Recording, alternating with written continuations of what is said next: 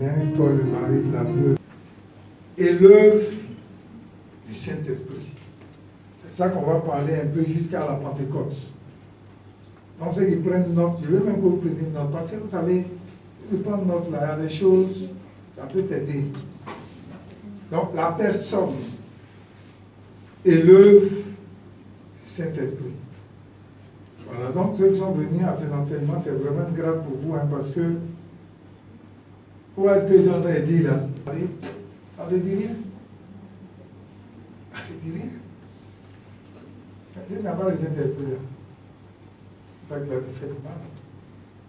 Non, si tu as le Saint-Esprit, une situation qui arrive, on ne va rien te dire. Amen.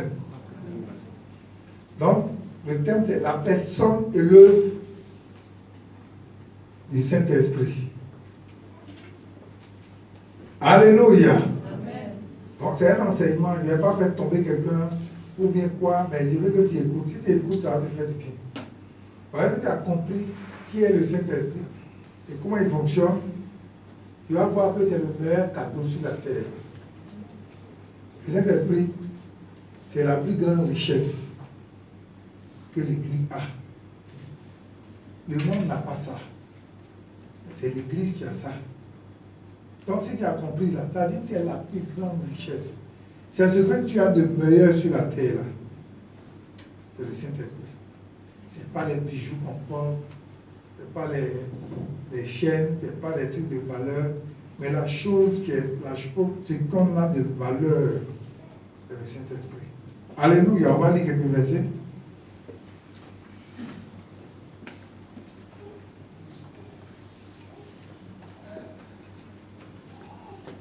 Il y a des annonces à faire.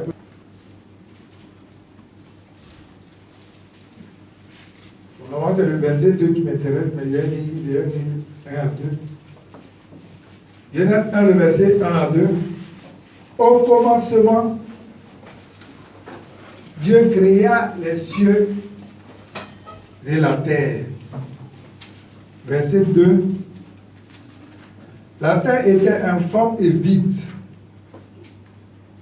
Il avait des ténèbres à la surface de l'abîme. Et l'Esprit de Dieu se mouvait au-dessus des eaux. Alléluia, on peut s'asseoir. De Dieu. Donc vous allez voir que tout au long de cet enseignement, tu vas entendre l'Esprit de Dieu, l'Esprit de vie, l'Esprit de sainteté, l'Esprit de ceci. Tout ça, c'est le Saint-Esprit. Voilà. L'Esprit de Jésus. Tout ça, c'est le Saint-Esprit. Donc le Saint-Esprit a plusieurs noms. On va lire encore le Genèse 1, le verset 26.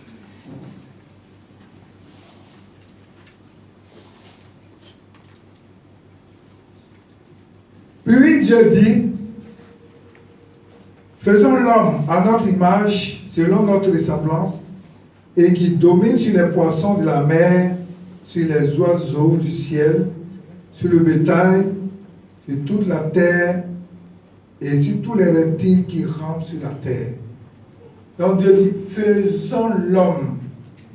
Donc vous voyez, Dieu, il parle à qui? Hein? C'est quoi on dit? On l'appelle Elohim. Elohim, ça dit au pluriel. Donc ici, Dieu parle au pluriel. Il dit, faisons. Et si les gens il a dit, bon, je vais faire l'homme. Ou bien il fait l'homme. Mais il dit, faisons. L'homme à notre image et à notre ressemblance. Donc quand il dit faisons ici, il y a qui et puis qui et puis qui? Et puis à qui? Dieu le Fils. Et la troisième personne de qui? Hein? Dieu le Saint-Esprit. Donc le Saint-Esprit là, il est Dieu. Voilà. Ce n'est pas quelque chose comme ça. Il est Dieu. Dieu le Père, Dieu le Fils, Dieu le Saint-Esprit. On parle de la Trinité, c'est ça qui est la question. Vous n'avez pas voir le mot Trinité en réalité dans la Bible, mais ça dit c'est Dieu formé en trois personnes. Dieu le Père, Dieu le Fils et Dieu le Saint-Esprit. Alléluia. Alléluia. Amen. Voilà, donc l'Esprit a été à la création. L'Esprit, vous voyez, l'Esprit, on dit se mouvait au-dessus des eaux. Donc le Saint-Esprit, c'est l'une des personnes éternelles. C'est-à-dire que c'est un esprit qui est éternel. Donc il est séparé du Père, il est séparé du Fils. Donc c'est un esprit qui est éternel. Si on lit Jean 14, vous allez voir.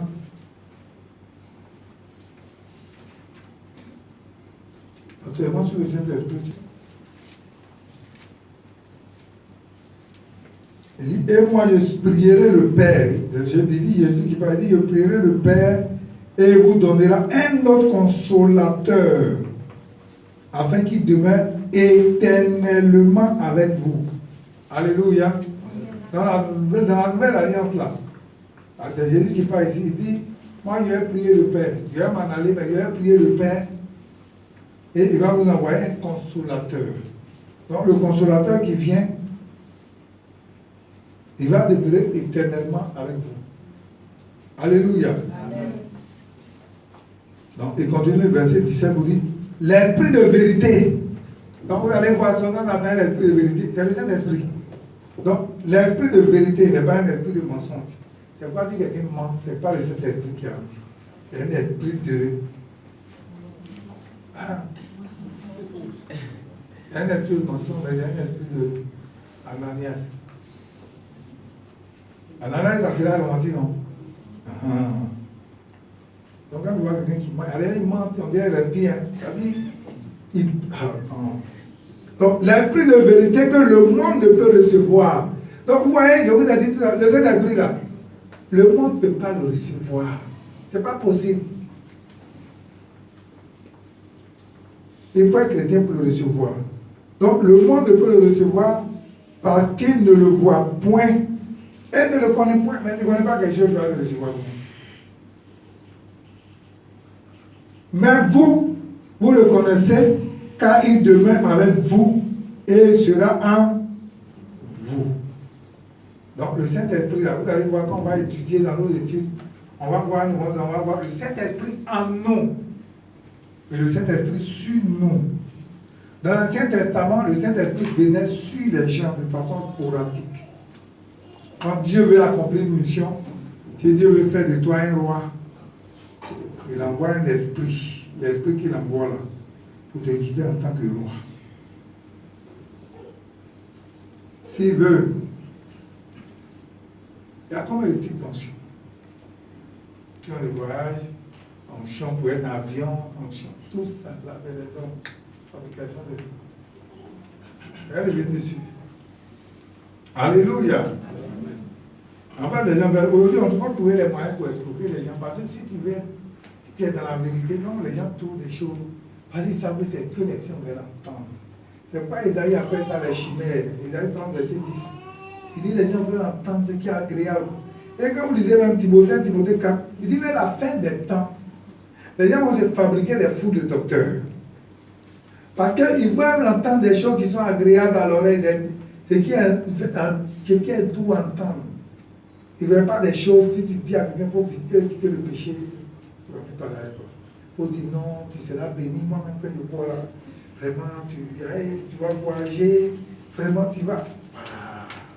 Si tu dis ça, tu vas dire voilà, tu es un bon pasteur. Mais si tu dis, il faut changer ta voie dans laquelle tu es là, il faut changer de voie, il faut te repentir. Vous savez, la repentance est différente de la confession.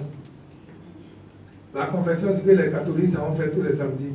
Mon mari, il a péché, mon père, il a péché ou bien quoi. Ça, on avait la confession.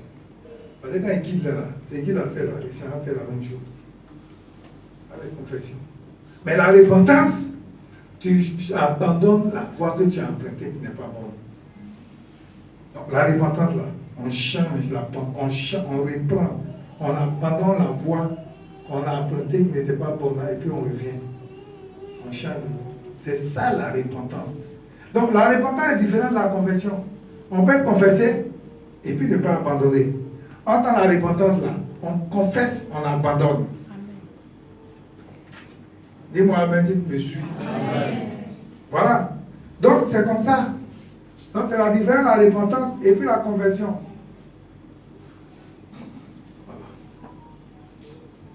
Donc le monde, faut dire, le Saint-Esprit, le monde ne peut pas le recevoir. Parce que pour recevoir le Saint-Esprit, il y a des étapes. Voilà. Donc, le monde ne peut pas le recevoir. Alléluia. Donc, en parlant du Saint-Esprit, il faut dire il. C'est une personne. Troisième personne. Voilà. Donc, tu ne peux pas dire, tu ne peux pas parler des petits, tu dis non, c'est quelque chose, ou bien quelque chose m'a dit. Souvent, les gens, oui, moi-même, je voulais faire la vie, quelque chose m'a dit. C'est le Saint-Esprit, ce n'est pas quelque chose. Donc, arrêtez de dire ça. Non, moi-même, j'étais la vie, quelque chose m'a dit, hein, de sortir de la maison, ou bien quelque chose m'a dit. Ce n'est pas quelque chose. Si tu dis ça, tu n'as pas encore compris les choses spirituelles. C'est le Saint-Esprit qui te dit ça. Souvent, tu veux manger et puis quelque chose te dit, oh, vous n'avez pas manger, il faut faire cher. Et puis tu dis, moi-même, c'est pas quelque chose qui m'a dit. C'est pas que c'est le Saint-Esprit qui te dit, il faut faire jeûne. Mais comme tu aimes manger, tu dis, c'est quelque chose qui t'a dit. Et puis tu manges. Sinon, c'est le Saint-Esprit. C'est le Saint-Esprit qui t'a dit. Le Saint-Esprit te dit, aujourd'hui, il n'a pas mangé, il faut jeûner. Parce qu'il y a quelqu'un qui est malade, donc tout va jeûner plus pour la personne. Donc le Seigneur, il veut utiliser tes prières pour guérir la personne. En fait, les prières qu'on fait là, c'est le contraire. Les prières que nous adressons à Dieu, Dieu utilise ça par rapport à quelque chose. Ceux qui étaient là au cul de vendredi, on a étudié Genèse 19. On a fait méditation. L'histoire de Lot à Sodome et Gomorrhe. Mais on a vu plutôt que dans Genèse 18, Abraham a intercédé pour Lot. Donc on a compris que c'était l'intercession d'Abraham là, que Dieu a utilisé et puis il a épargné Lot et sa famille. Donc on a vu dans le texte, on dit que quand Lot sortait avec sa famille, les gens ils ont donné des instructions pour dire ne regardez pas derrière, allez-y. La femme de Lot, elle voulait s'affairer un peu avant de partir. Elle s'est dit, ah oui, mon verre là, au moins arriver là-bas, il faut que je puisse m'affairer un peu. Et quand il a voulu s'affairer, qu'est-ce qui s'est passé? Attendez, c'est important l'intercession. Et c'est quoi? Ouais, les gens sont restés à la maison. C'était très édifiant entre le culte de vendredi là. On a fait méditation. De temps en temps, on a fait ça pour permettre aux gens de comprendre. Quand on appelle méditation là, méditation c'est pas lire la Bible, on a et puis on a fini. Quand on a lu là, quels sont les bons exemples qui sont dedans? Les bons exemples, on veut ressembler. S'il y a quelqu'un qui a posé de bonnes actions, c'est un bon exemple à nous aussi, on veut copier dans notre vie. Maintenant, les mauvais exemples, c'est ce qui est mauvais que les gens ont fait dans la Bible. Nous aussi, on ne doit pas suivre. Donc, on doit demander pardon. Les mauvais exemples, on doit prier pour nous-mêmes. C'est vrai qu'on lit, c'est quelqu'un qui a fait ça dans la Bible, mais on s'approprie, on se dit, bon, on condamne que c'est nous qui avons fait. On prie pour nous-mêmes, on prie pour notre famille, on prie pour l'Église, on prie pour notre nation. Voilà. Vous voyez, c'est ça. La méditation, la séquence, c'est très important. Si quelqu'un, tu sais comment on fait une méditation, la Bible qui est là, c'est notre richesse. Mais si tu ne sais pas, tu vas lire comme tu es en train de lire un roman, tu ne comprendras rien dedans. Alléluia. Alléluia. Donc le Saint-Esprit, c'est une personne. Le Saint-Esprit a un corps spirituel. Quand nous lisons Actes des Apôtres, Acte 8,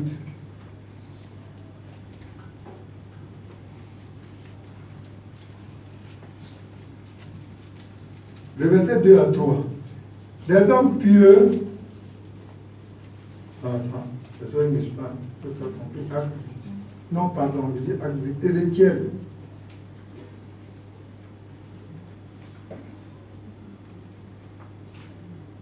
Ézéchiel, c'est une grande. Si tu lis Ézéchiel, tu vois déjà le Saint-Esprit même avec vous.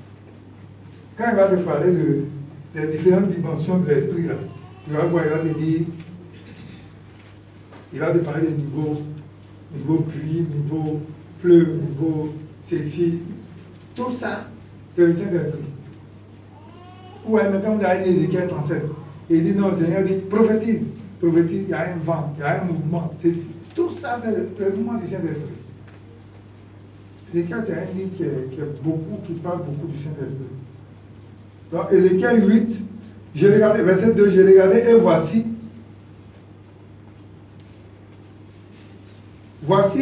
une figure ayant l'aspect d'un homme. Depuis ses reins, en bas, c'était du feu. Et depuis ses reins en haut, c'était quelque chose d'éclatant comme de l'airain poli. Verset 3. Il étendit une forme de main et me saisit par les cheveux de la tête. L'esprit m'enleva entre la terre et le ciel et me transporta dans la vision divine à Jérusalem, à l'entrée de la porte intérieure du côté de septentrion où était l'idole de la jalousie, qui incite la jalousie de l'Éternel. On voit, il y a une idole là-bas qu'on appelle jalousie. Et beaucoup de femmes partaient adorer ça. Alors, vous savez, c'est quoi les femmes aiment la jalousie? C'est ça. Moi, je lisais hier l'histoire de Abraham, non, Jacob, où il avait Léa, on lui a donné Léa. Après, Léa lui a donné sa servante. Après, on lui a donné Rachel. Rachel aussi a pris sa servante, lui a donné. Je me dis, mais attends, pendant ce temps, la jalousie, là, ça n'existait pas. Non, mais, répondez-moi, mais comment il est?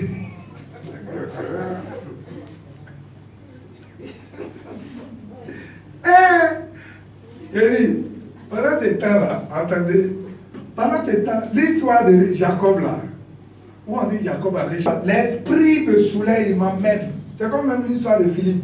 On dit, l'esprit enlève Philippe. Quand on disait Ézéchiel, il dit, je suis transporté. Moi, ça m'est arrivé pendant la crise post-électorale. Où il veut. Tu peux même assis avec des gens, vous êtes en train de poser, et puis à un moment donné, tu as les yeux comme ça à la gare, tu ne parles plus. Les gens ne savent pas ce qui se passe. Mais en tant que l'esprit de Dieu qui s'est révélé, il t'a pris, et il a allé quelque part, les gens sont assis là avec toi. Mais ils ont l'impression que tu n'es plus avec eux.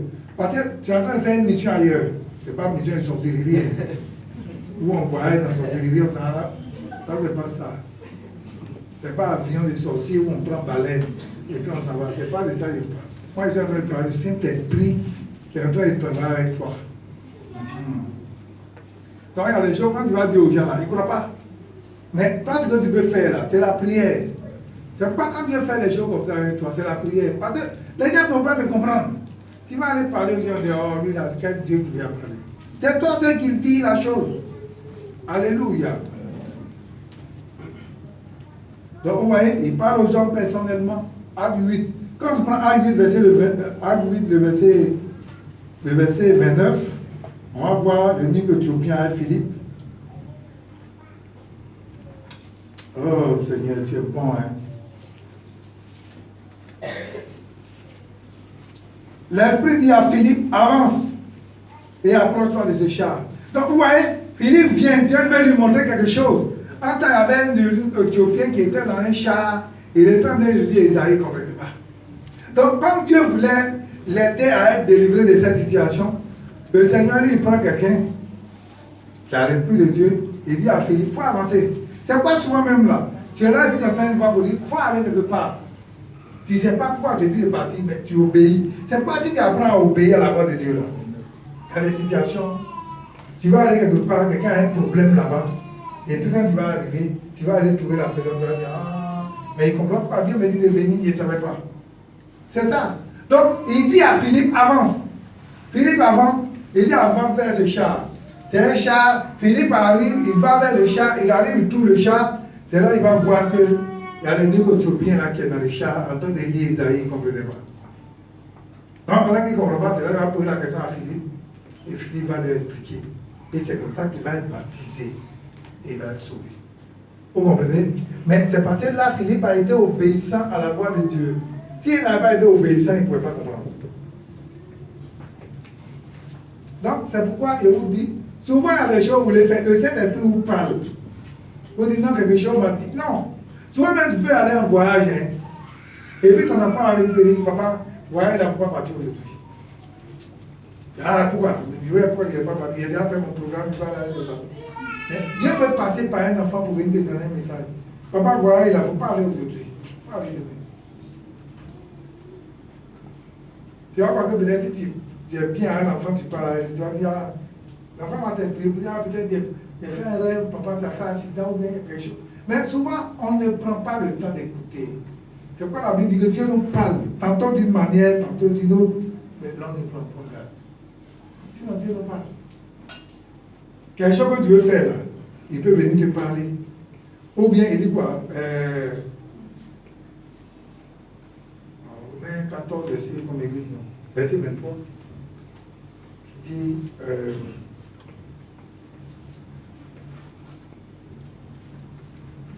Dieu nous parle par des convictions. Moi, tu as envie de faire quelque chose et puis tu es là. Tu dis, oh, moi, je n'ai plus envie de faire quelque chose. C'est le Saint-Esprit qui est en train de te parler. Voilà.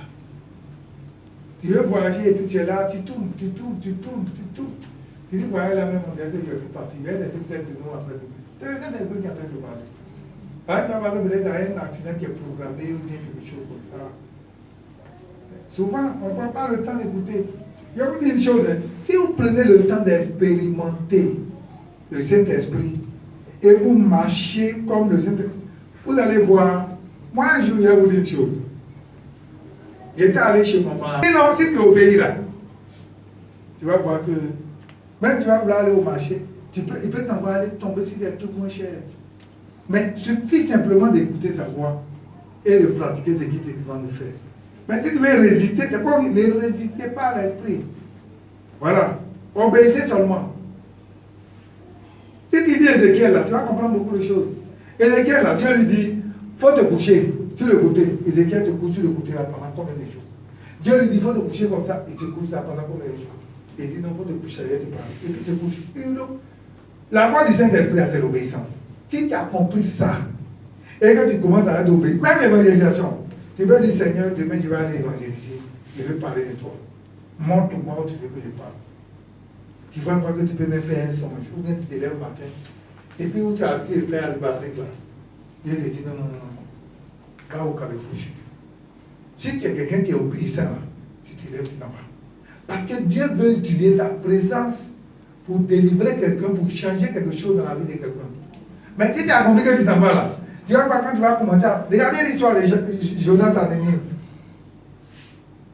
Avant Jonas là, aucun, même disait la Bible, vous n'allez pas voir un autre qui allait prêcher. Et puis on dit toute une ville, on dit combien? 120 millions ou bien combien? Avec des animaux. Tout le monde est répandu. Vous avez vu ça où dans la Bible? Où quelqu'un allait prêcher et puis les gens sont répandus comme ça. Mais au temps de Jonas, cela est arrivé. Parce que simplement, il ne voulait pas partir. Dieu lui a dit, il dit, il ne va pas. Dieu l'a châtié, il a pris un poisson pour le troubler un peu là. Quand après il est venu là, il a compris qu'il faut obéir. Quand il a commencé à obéir, il a vu le résultat. Amen. Ça vous dit, si nous comprenons là, qu'on commence à obéir au Saint-Esprit, vous allez voir qu'il y a des choses, ça sera facile. Il dit tous les enfants qui vont à l'école. Moi, quand il va à l'école, il n'avait pas encore, il n'était pas encore chrétien. Mais moi, la grâce que Dieu m'a faite, quand il doit aller à un examen, Dieu me montre toujours les sujets. Là. Je me couche, je vois les sujets. Et puis quand je vais à l'examen, c'est ça.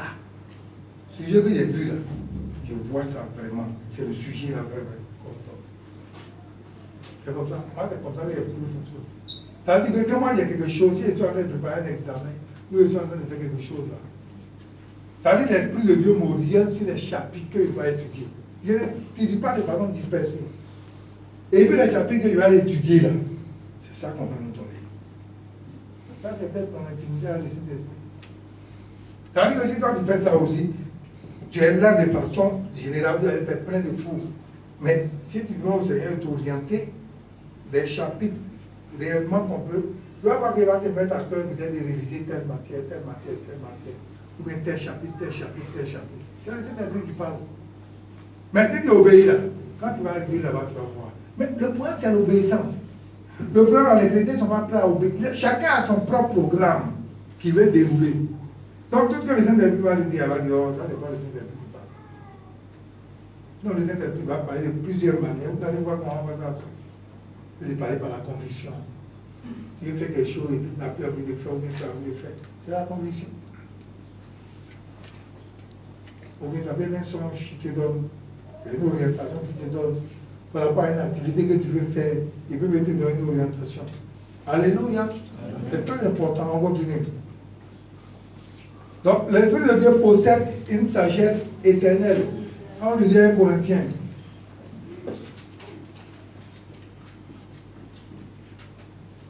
1 Corinthiens chapitre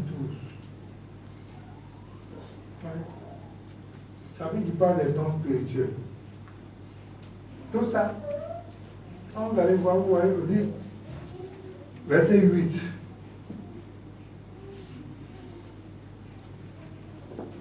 En effet, à l'un est donnée par l'Esprit une parole de sagesse. C'est ça qui est la parole de sagesse. À un autre, de connaissance, selon le même esprit. Donc, ouais. Donc, à un, il peut donner sa parole de sagesse. À un autre, il peut donner la parole de connaissance. À un autre, il peut donner le discernement de l'esprit. Avec là, qui Dieu veut donner d'opérer des miracles, d'autres dons de foi, d'autres dons de guérison. Donc, il donne à chacun. Mais c'est le même esprit qui opère tout. Alléluia. Donc, on appelle un esprit de sagesse. 1 Corinthiens 12. Maintenant, en bas ici, vraiment. 1 Corinthiens 12. Maintenant, vous lisez tout ça, vous allez comprendre que à un, c'est l'esprit de sagesse. Alléluia. Il faut savoir aussi que le Saint-Esprit, là, il sait les choses de Dieu. Voilà. Donc, ayant donc un esprit et puis la mémoire. Donc, il sait les choses de Dieu. Ça veut dire les choses de Dieu. Si tu veux connaître les choses de Dieu, si tu es ami avec le Saint-Esprit, tu vas savoir des choses, ça va étendre les gens. 1 Corinthiens 2, verset 11. Le cœur des hommes, en effet, connaît les choses de l'homme. Si ce n'est l'esprit de l'homme qui est en lui. De même, personne ne connaît les choses de Dieu si ce n'est l'esprit de Dieu. Donc, vous voyez, il connaît, moi, ce qui est à moi, là, c'est moi qui connais ça. C'est mon esprit qui est à moi qui peut connaître, tu ne peux pas connaître. Mais si tu veux connaître les choses qui sont en Dieu, c'est l'Esprit de Dieu qui peut savoir.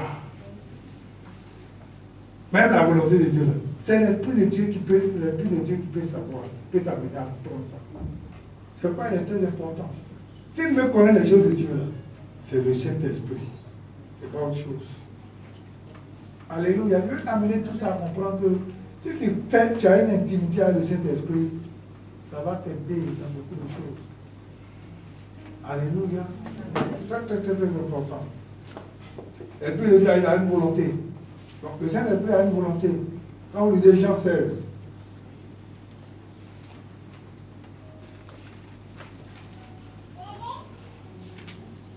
quand vous lisez Jean 16, le verset 13, quand le consolateur sera venu, l'Esprit de vérité, il vous conduira dans toute la vérité. Ce n'est pas un esprit de départ, ce n'est pas un esprit de mensonge. Quand il vient, il va vous conduire dans toute la vérité. Ce n'est pas si tu es à l'Esprit de Dieu en toi. Généralement, quand il y a des réunions, il y a quelque chose, tu vas voir que quand tu vas faire une intervention, tout le monde est d'accord. On va dans ce qu'il a dit là. C'est l'Esprit de Dieu qui fait ça. Parce que tu vas dire là, tu vas voir que c'est ce que tu as dit là. C'est ça, tout le monde va dire. Donc, il dit, l'Esprit de vérité, il vous conduira dans toute la vérité. Donc, si nous avons l'Esprit de vérité en nous, là, il va nous conduire dans la vérité. Car il ne parlera pas de lui-même, mais il dira tout ce qu'il aura entendu et vous annoncera les choses à venir. Vous voyez? Donc, il va plaider d'être il ne va pas venir parler de lui-même, mais il va venir pour nous annoncer les choses qui sont à venir. Il va nous rappeler ce qui est en nous. C'est pourquoi souvent les élèves pensent qu'ils n'étudient pas. Saint-Esprit va te rappeler quoi? C'est ce qui est en toi là que le Saint-Esprit rappelle. Ce qui est en toi que le Saint-Esprit rappelle. Le Saint-Esprit ne va pas venir inventer quelque chose. C'est ce qui est en toi. Mais il va nous rappeler aussi les choses qui sont à venir. La parole de connaissance, c'est ça. Ça veut dire ce qui est à venir là. Et puis il te révèle. Pour que Dieu me montre que telle chose doit arriver dans la vie de telle personne. Ça, c'est le Saint-Esprit qui fait ça. Alléluia. Alléluia. Est-ce qu'on me suit parce qu'il y a beaucoup qui tombent. Maranatha. Et 11, il parle la même chose.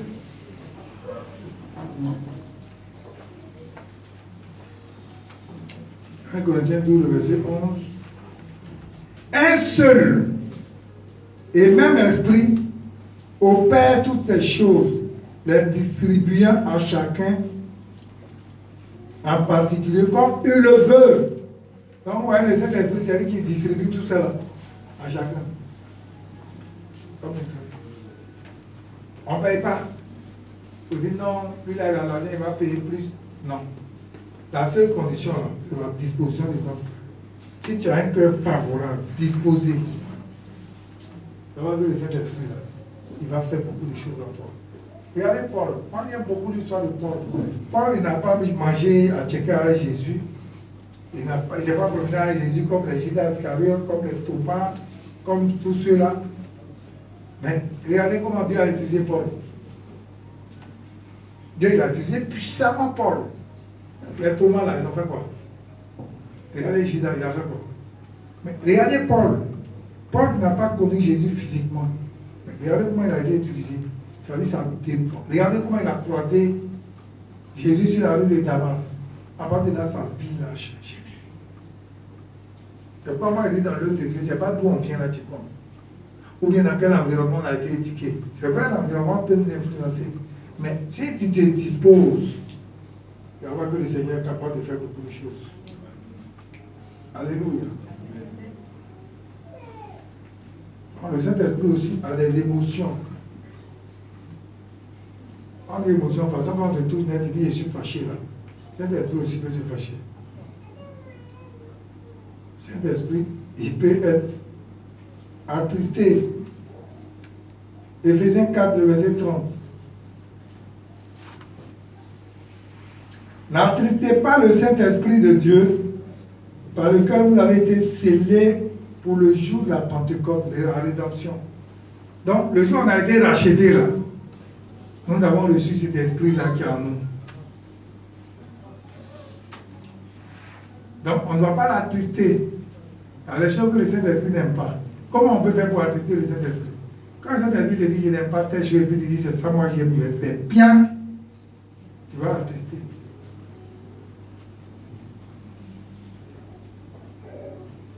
Dieu t'a appelé peut-être à prier pour les malades. Et puis le Seigneur va te réveiller une nuit. Il va te dire non, c'est mon fils qui est à l'hôpital dans telle chambre. Je veux que demain matin, à la première heure, tu vas prier pour la personne.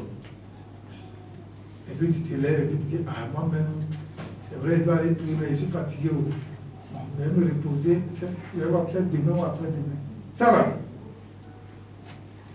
C'est une faute grave avec le Saint-Esprit. Parce qu'il avait besoin de toi pour ne pas prier. Tu utilises tes prières pour guérir la personne, tu n'es pas parti. Donc la personne va rester malade. Quand c'est comme ça, l'esprit vient attester. Donc il y a beaucoup de choses comme ça. Souvent on ne comprend pas, parce qu'on est dans le temps de la grâce. Comme on est dans le temps de la grâce, donc il y a des choses, on ne mesure pas les conséquences. C'est pas comme avant où les choses étaient tic au tac. Voilà.